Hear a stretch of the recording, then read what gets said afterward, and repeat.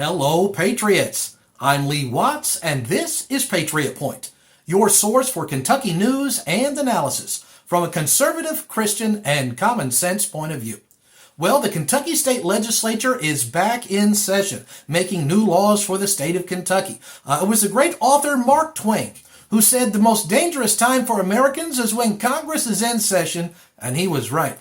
Well, they're in session, so we're going to be keeping a close eye on what is being proposed for new laws. From now until March, we'll be talking about the things up for a vote, who's writing it, if it's good or if it's bad, and who you can contact to make a difference. Now, there will be hundreds, if not 1,000 new laws proposed. There's no way I can cover them all. So if there's a particular one that's being proposed that you want to have attention to, put it in the comments and put down why it's good or bad, and maybe we'll be able to address that in a future Patriot Point.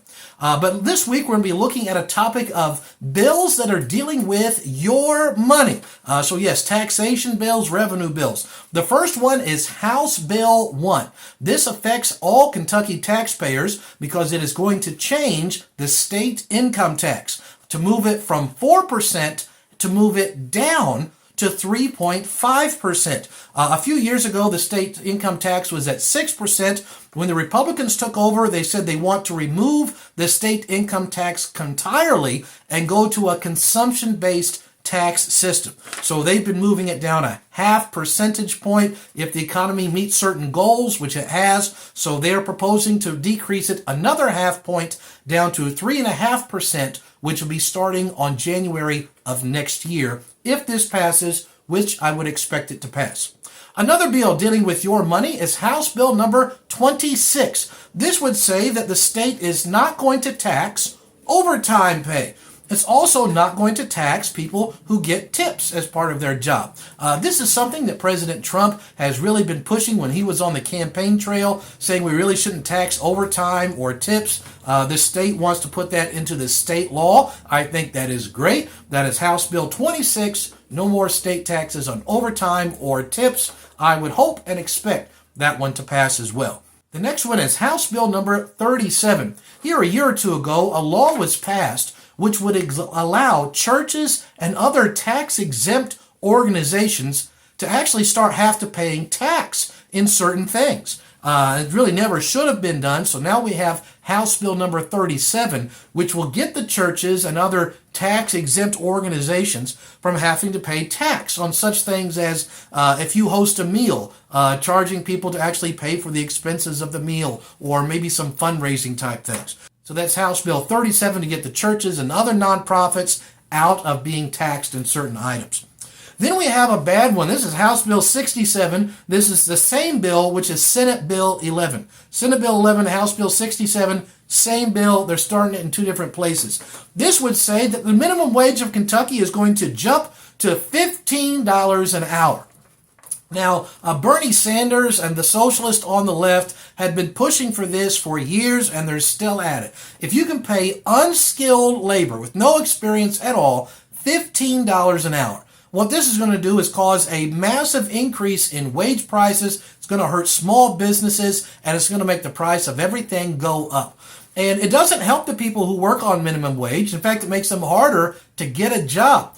You ever notice you go to like a fast food restaurant nowadays? Actually hard to get a person to even take your order. They all want you to order on a little kiosk by computer.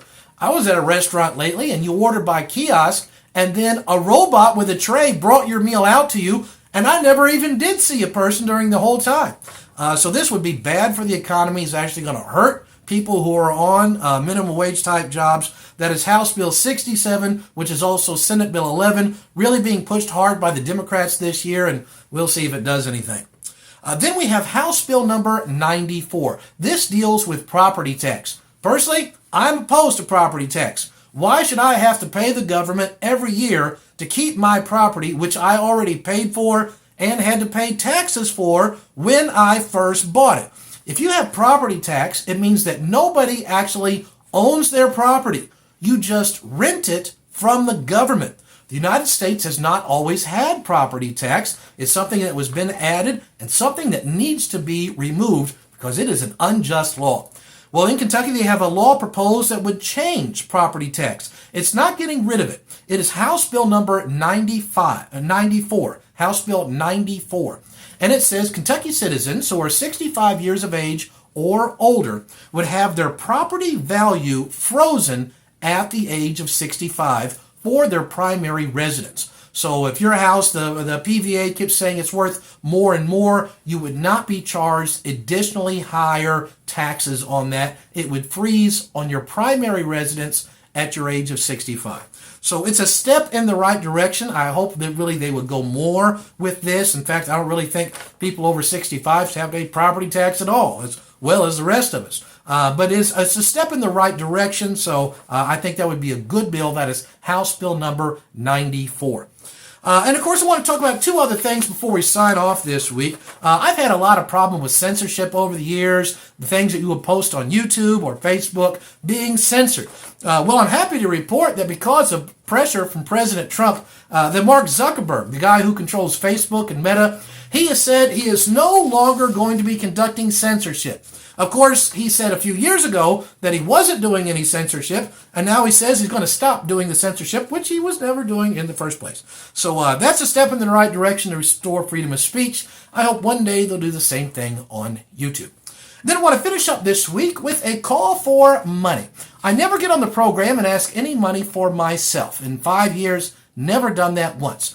However, I hope you will be giving and will donate some money to the absolute premier organization in the state of Kentucky that is fighting for traditional values, conservative family values, and that is the Family Foundation of Kentucky. This is an outstanding organization. I want to put up how you can donate to them right here on the screen. You can visit their website, which is kentuckyfamily.org. And get the donate button. They have not asked me to do this. They haven't even contacted me at all. I'm simply mentioning this because it needs to be done. And you patriots, the ones who are actively informed and involved, if it's going to happen, you're going to be the ones who did it. So I hope you will support and make a donation, which is completely tax deductible, to the Family Foundation of Kentucky. You can visit them online at kentuckyfamily.org. So until next week, patriots, I'm Lee Watts for Patriot Point, reminding you that liberty is not a spectator sport.